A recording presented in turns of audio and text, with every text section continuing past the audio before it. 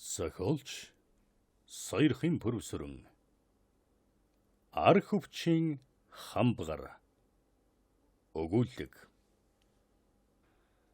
Дам бөвгний наран жаргал журван доржин эрдэнтэл ганган сувда гурав нэг ангийн завсар цагаар нь салхи үлэн нэвтрэх хар багын найзууд байлаа. Хүүхдэл болсон хойно маргаж мэтгэх, гомдож дөнөх, сайдхан мутх нь олонч гэсэн ялалтын туг сувдын нулимс мэлтгэнсэн алаг нүдний хардсанд өлгөөтэй байдаг болохоор наран жаргал эрдэнтэл хоёр эрхээ хуруугаан гоцойлгон уртулаан хэл онжуулан өвдөг сөхөрч өгсөггүй бууж өгнө. Хэрэлдэгтэн хэрэлдэж хэнийг нэг шоолж инэн хошуу холбон шивнэлдэж явсаар ахлхан гэд дэвшин суралцваа. Наран жаргал эрдэнтэл хоёрын дуу бүдүүрж дээд уруул дээгүүрэн зөөлөн хар усурган хард ширүүн үгхэл хурц эдэрмэг гэрийн шинж төрөх тодорч ирлээ.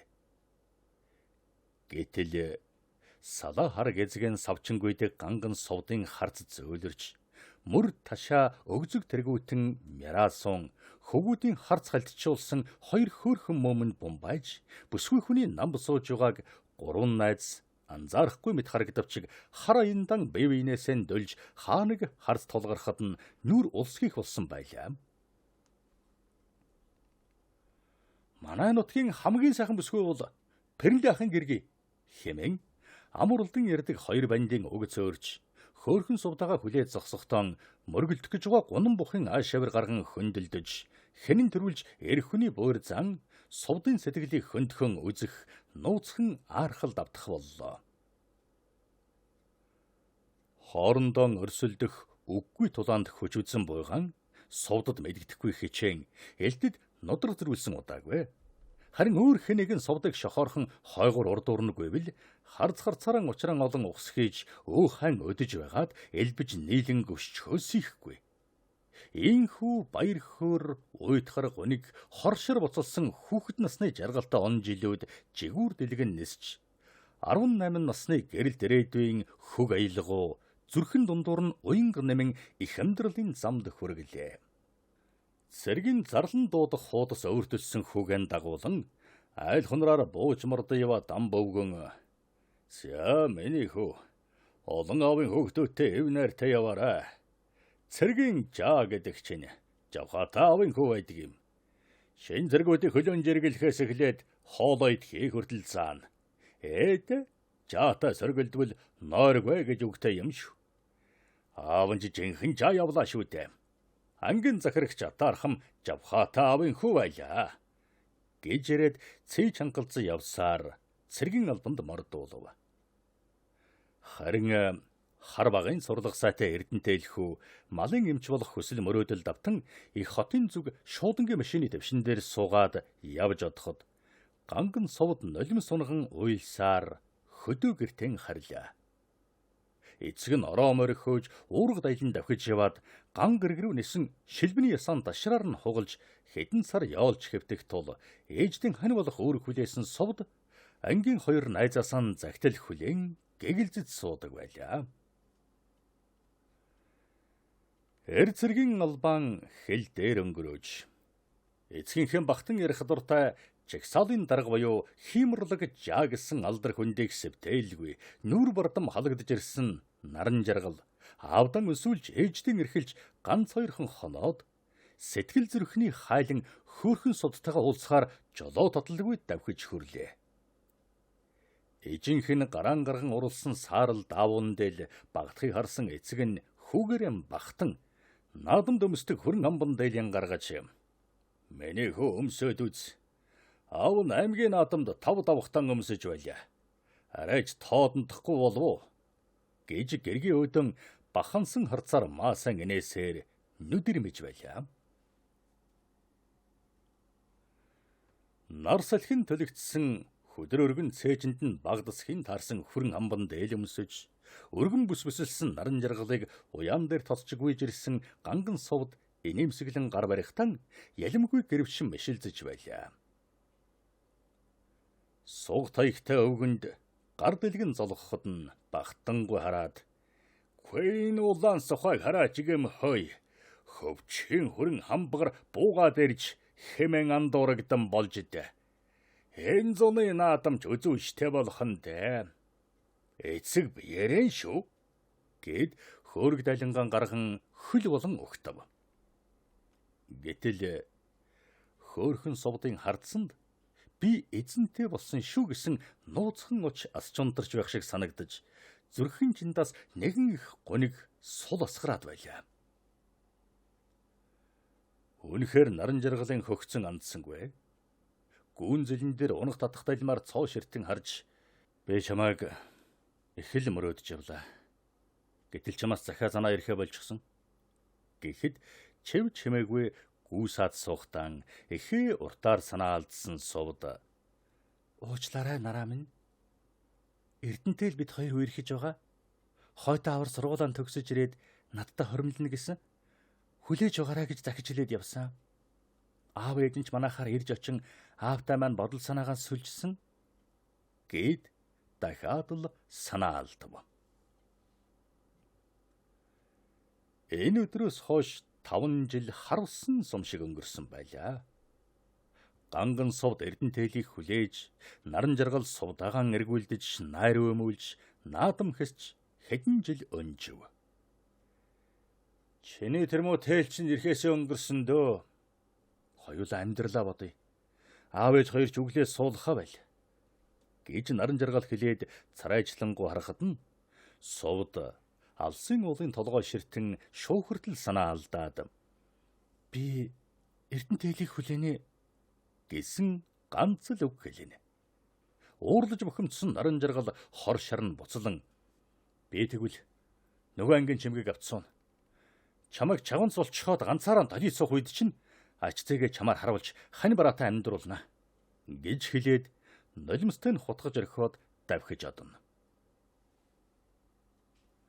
Бууж бордсон хүнээс наадмын сураг сонсголоор дамбын нараа үзүүр төлдөөд аархаж байгаа тэнгэр харж наадмын төрөөгөн гадны бүхэд алдав гэсэн үг ёс юм шиг л дуулдана. Энэ үгийг сонссон аав нь хайрын хөөхөд өнгөрч аархаж яваад л өвдөг шороо одоо байлгүй.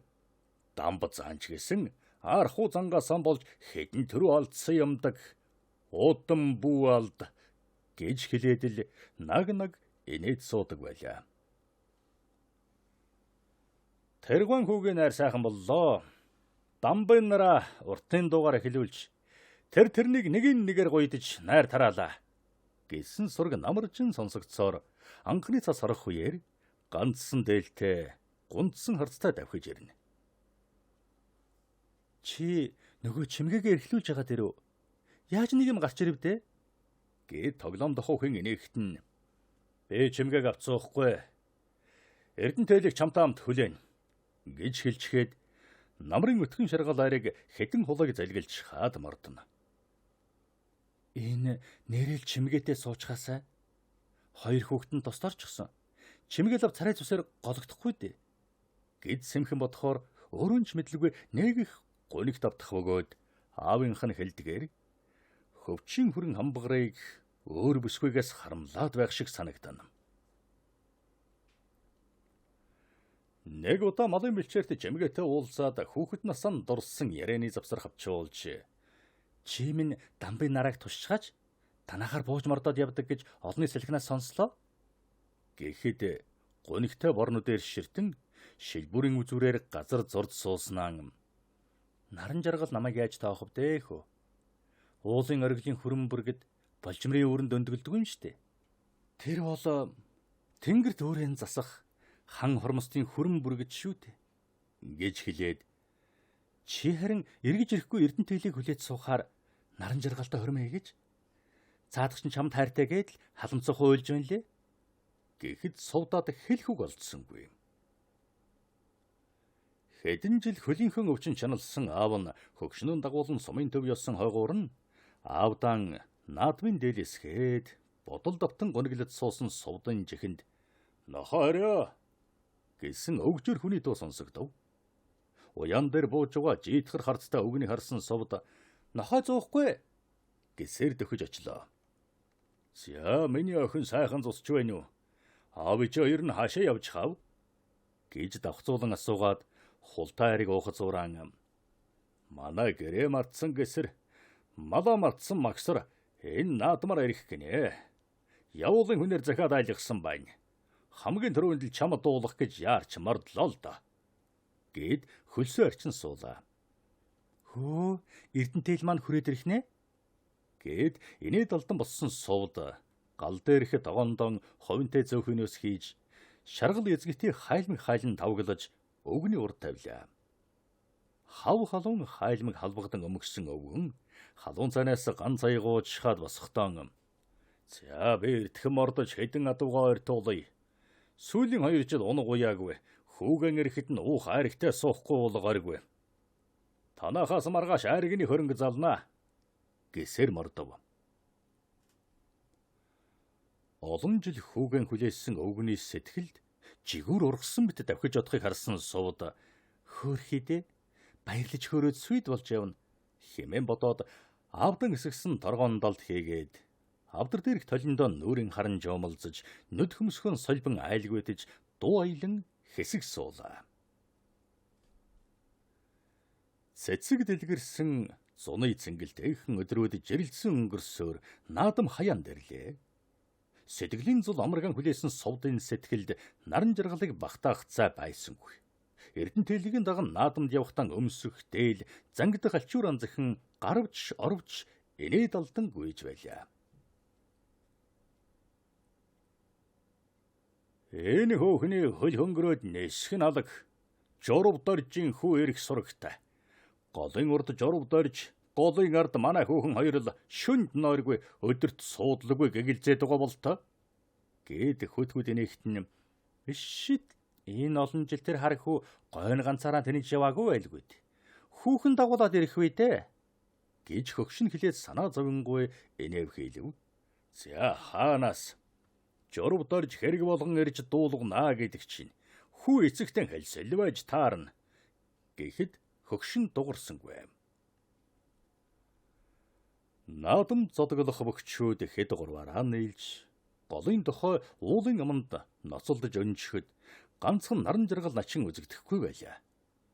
Гэрийн хомир гараан дэрлэн хэвтэх хүүгэн харж арга барагдсан дамбазаан уурсан хэлгнэж наадам хаяан дээр чихэд байхад зоддог тайлсан хармилбөх шиг айраг гүзэл аль хэвтхэм гэж зандарч амарган хүлээсэн айлын хүүхэн царайчилж урд тормойгон өчгчж явхад наадмын од нь хаяхгүй хайчихв гэд бухимдаж байлаа.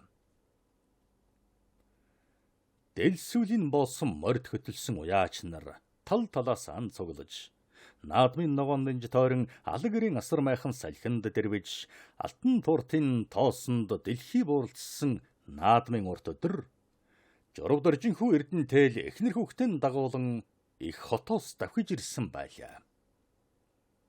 Хэл сурггүй 5 жил алга болсон хүн хот газрын ганган шавай хүүхэн дагуулan өлгийтэй хүү тэврэн ирэхэд нь журав доржин хот айл хөлх өөр тавтаж найр наадмын ухай гол ус цалигтал бужигнаж байлаа. Хүүгэн дагуулan гүн зилүүд алгасан журав дорж хүүгээ зэмлэнгүй харж "Гүй чи чинь нөгөө мө сувд охиныг хэдэн жил хүлээлгэж угаадан санаа чин зовж байв уу? Хүний хүүхэнд амьдралаа бодорой гэд холын хүнээр хүүг дайлагч ухаан алах уу? Гү одоо яаж ичгийнхэн царайг харна?" Гэхэд нь "Аав минь сунаас нь 5 жил шүүд. 20 гаруйхан насны дэврүүн зан гэнэн итгэмтгий ааш олон жилийн сунгаан туучраа байлгүй. Хэл сурггүй намаа хүлээгээ сууж байна гэж юу яах вэ?" Гэхэд нь хүүгэн алгадаад авмаар санагдаж байлаа. Журвын хүү эхнэр хүүхдэн дагуулад нутагтан ирж гинэ. Том албаны дарга болсон гин. Хариг өрөнд баян дарга амьдардаг гин шүү гэсэн үг наадамчдын ам дамжин хүү гэж байлаа. Даанчтэй гэсэн ганцхан бодолд шалбан орсон хөөхөн сувд ижи автагаан ч үг хэлцэхгүй голын дохон бургас тунд урсгал ус ширтэн сууж байлаа.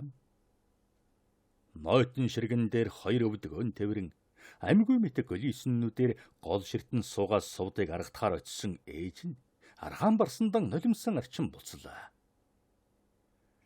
Гэтэл нар шингэхээс өмнөхөн унаж ива мортон ялахын аргагүй эжилхэн зүсмийн цолмон цоохормоор хөдөлсөн дамбын нараа давхиж ирээд "Голисэн хүүрийн сууж байгааг хараарай" Гээд тастаас нээж за наадмын гоёлоо өмс. Хоёул амарднаа.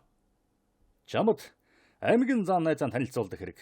Энэ сумын дэвжээг эзэгнэхлэгэж ногтганцгалж ирсэн давлуу хоёр байдах. Манай нөгөө ангийн чимгээгээс эхлээд энэ сумын хөөхнөд хөгшин залууг унаж өгч байна гин. Миний хөөрхөн совд тэдний урдуур хоожир дайрч ороод бухан хүзүүн дээр нь зайлчих. Гээд тастаас нээлээ. Энэ сумын дэнжтэр галзуу нараа гэж өлсгөлэн араатан байгааг мэддэггүй заано. Гээд нулимсаа арчин харахад нь хээшаагүй инээд алдсан наран жаргал. Ижилгүй. Хөвчин хөрнөл гэсэн үг. Гээд инээд алдав. Хөвчин хөрөн хамбар гэдэг чинь чи босоо гэсэн совдын нулимс гүйлгэнсэн нүдийг харж үл шадан голын урсгал өөд жижиг чулуун яслан би яхавд ёсыг бодоол гарна. За тэгэхэд энэ сумын бярн боосон эртээ эдтэй бөхчүүд архайлдж угаад манай найзад хосон шавтруулна биз?